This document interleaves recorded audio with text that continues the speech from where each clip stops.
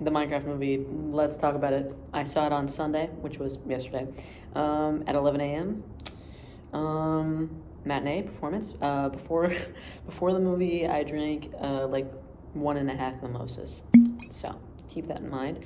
Um, I had a good time overall.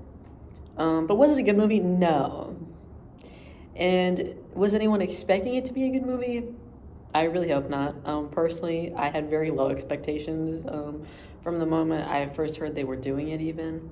But really, you know, I mean, who's to say? I mean, the first time I heard about it, I was like, wow, this is probably gonna be bad. And then like clips and stuff and trailers came out, and I was like, wow, this is gonna be awful. And I was called out a few times for my cynicism on it, and that's fine because I was being very cynical about it. And honestly, it was better than I expected it to be. But that's not a hard bar to pass, and also not by very much. So, you know, that is what it is, though. And again, I had fun. I had a lot of fun. I thought it was I thought it was entertaining. So, what more can you ask for? At the end of the day, it's a movie, so, you know, it did what it was supposed to do. It made a lot of money, I'm sure. I'm sure, and I think sequel has already been greenlit. Don't quote me on that though. I have no idea. I'm just pulling that out of what other people have told me. And yeah, wouldn't be surprised. Of course, there's going to be a sequel. Of course, there's going to be a sequel. Like, yeah. Hopefully they go to the end this time, because yeah. So let's get into it. Let's get into my thoughts and my feelings about it. Because I have a lot. I genuinely actually have a lot to say. I guess I'll start out with, this movie was funny. I laughed a lot, and part of that could be because I was slightly intoxicated, but I think it was genuinely funny. There were some really, actually genuinely funny and well written lines. I really liked the orb bit. Yeah, to be honest, I thought the orb bit was good. I thought that was funny. And Jack Black and Jason Momoa did a good job with line delivery, and I think they did a good job because I literally don't think they really gave a fuck, and I think it really came through in like the best way possible. Both of them did a good job. Both of them did a great job, actually. And normally I'm not a Jack Black hater, but I'm not a big Jack Black fan either. Just his style of humor is a lot for me. It's just a lot. I don't know. I enjoy it in smaller doses, but he was funny in this movie. I had a few problems with him, but overall, he was good. I liked his performance. Jason Momoa, I really liked his performance as well. I really liked that character. I think that character was funny in concept. Yeah. In execution, but in concept, good character idea. Yeah, and I liked Steve and Garrett's relationship and dynamic. I thought that was good. I thought that was funny. I liked how he called him Gargar or Gar. I forget which one he said. Probably Gargar. I thought that was funny. Funny reference to Star Wars. Whatever. Haha. Yeah. And they 69'd. Wow. Also, I don't think anything's going on between them romantically at all. I actually see them it's much more of a brotherly love to me than anything. I really don't get romantic vibes between them. But that's my opinion, and of course you're free to see whatever you want to see and feel however you want to feel. And if you want to write Steve X Garrett Mpreg fanfiction, you go ahead and do that all you want. Yeah. Yeah, so that was good. To be honest, I did not like the little boy very much. I didn't. It's not that I disliked him, but I just don't think he did a very good job.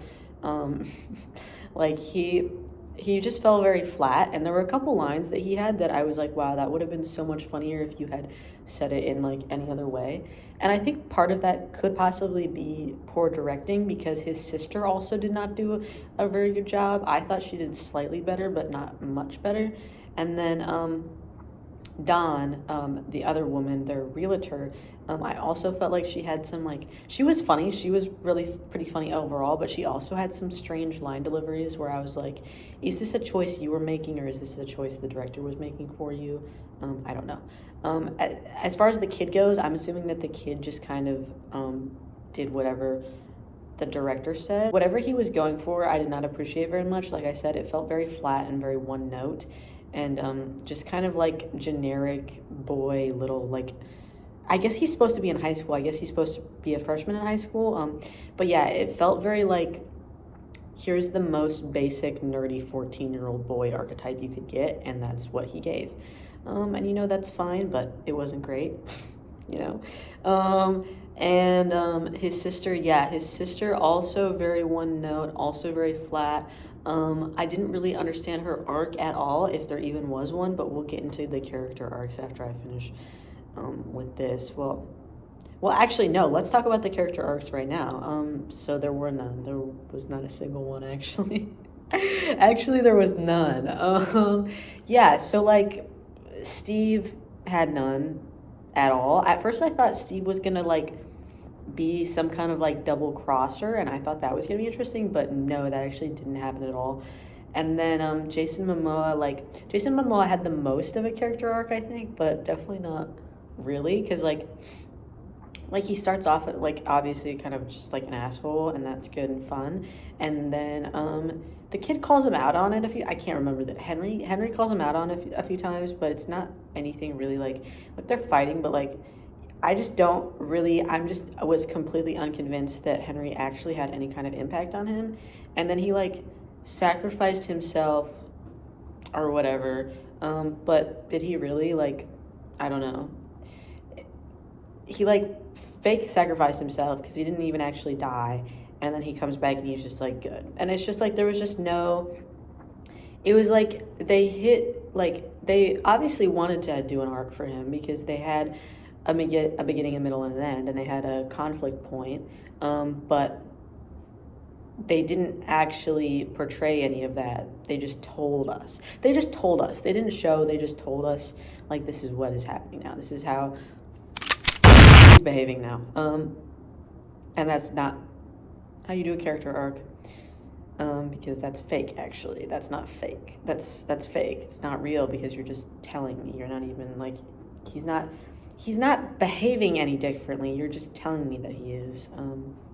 Yeah. And then, like, the kid is, like,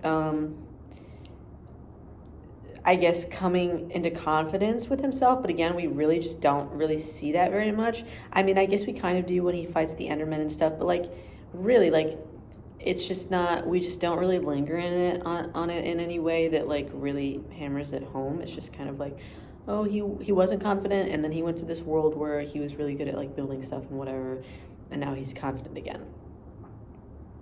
And it's just like, okay. I don't know. And then his sister's also really confusing, and she's just all over the place, and I think they just honestly did not know what to do with her. And so I'm like, why?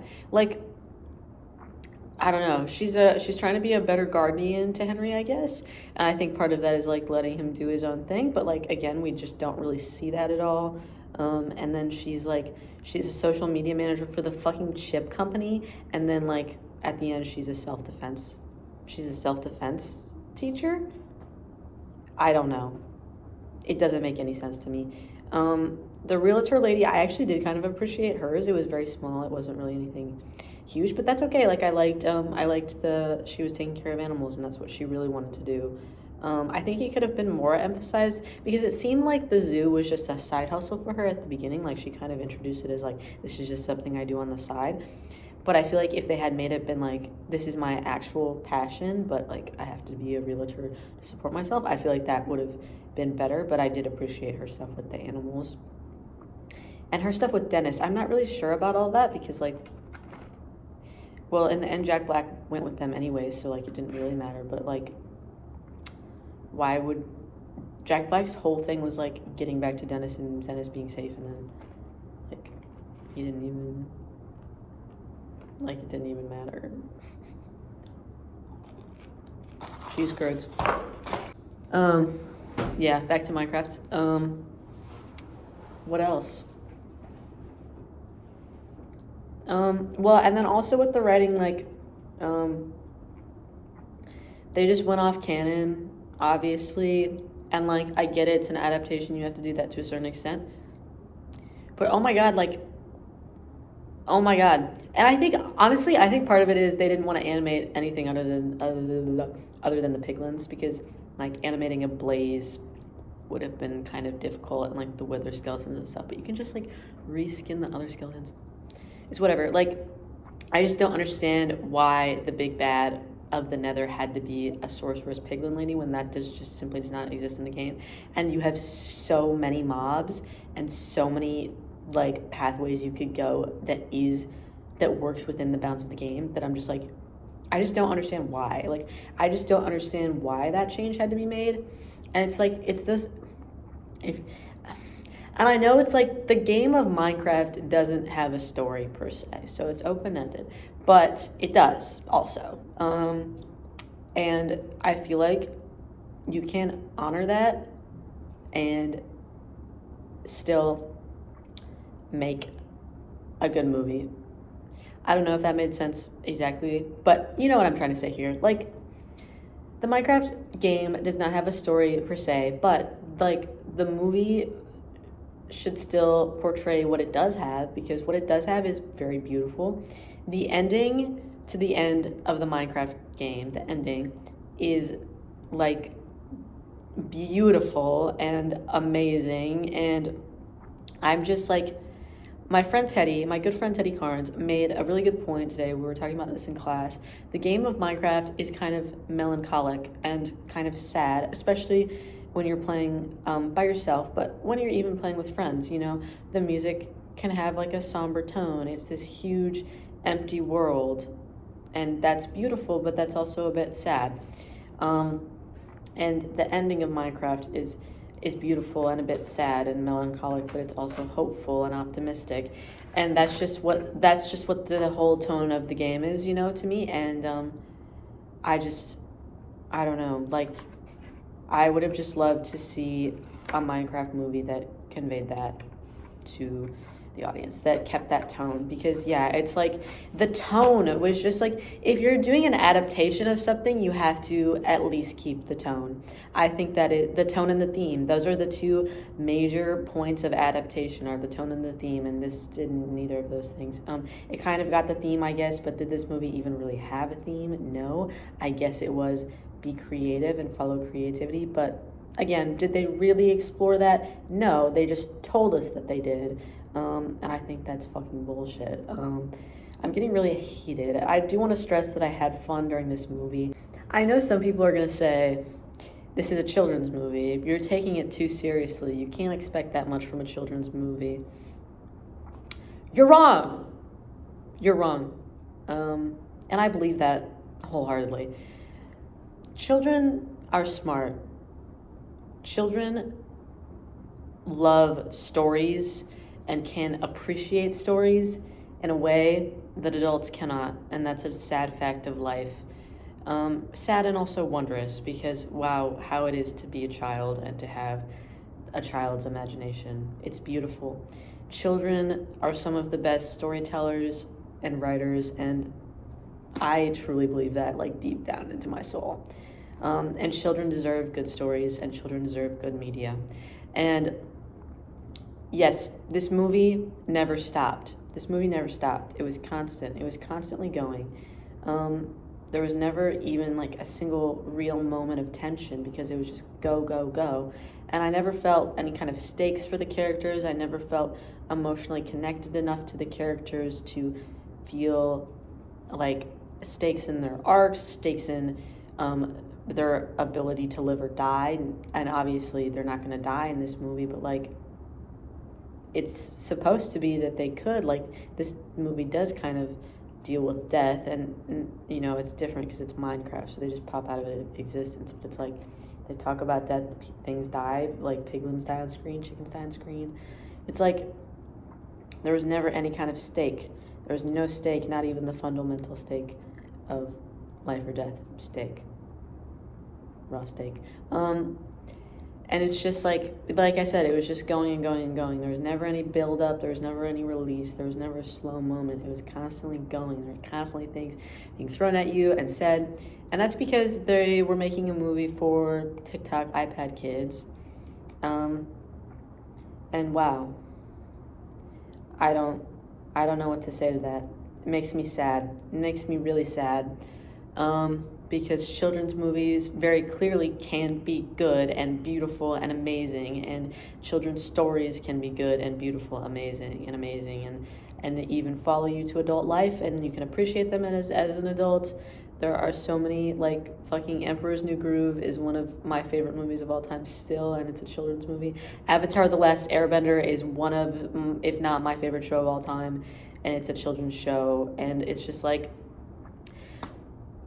children can handle theme and can handle story, and they can handle good characters, and actually that's what they want. I think even if they don't realize it, that's what they want out of story, and they don't that's what they need. That's what children need. Children need to be told stories and taught lessons and good things, and watch good movies and read good books, and children's media should be taken just as seriously as adult media, and I should be able to critique it in the same way and have it have the same impact, because at the end of the day, it's important, and it's feeding the minds of the future.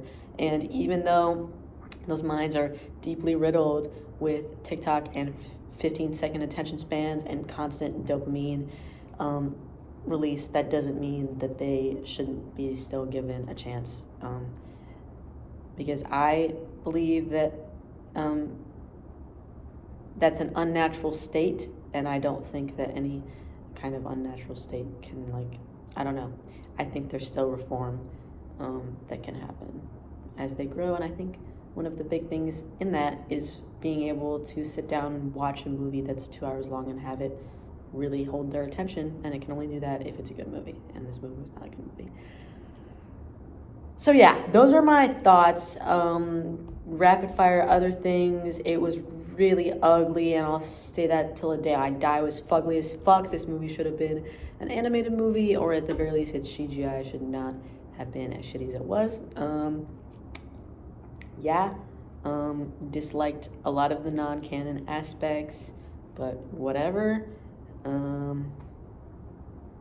Loved Jennifer Coolidge and that whole villager thing. Honestly, best part of the movie. Honestly, had me the most emotional investment of the entire movie for me was in those scenes. And I loved the post-credit scenes as well. Post-credit scene of Alex, but they don't show her face, so they can cast someone more famous later. I'm calling that right now. Yeah. I guess that's about it for me. Yeah. Minecraft movie, 2.5 stars out of 5. What's that? It's like half. 5 out of 10. No, I'd probably give it like a 4 out of 10. Yeah, that's it. All right. Thanks for listening.